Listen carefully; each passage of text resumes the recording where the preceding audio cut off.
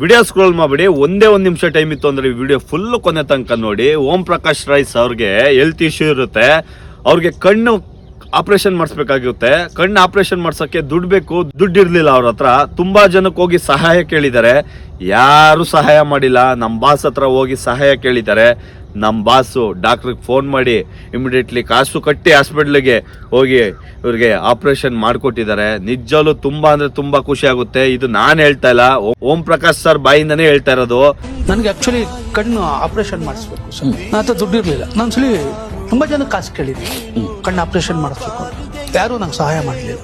ದರ್ಶನ್ ಅವ್ರ ಹತ್ರ ಹೋದೆ, ಏನು ಪ್ರಕಾಶ್ ಅವರೇ ಪ್ರಾಬ್ಲಮ್ ಅಂತ ಸರ್ ಈ ಥರ ಅಂತ.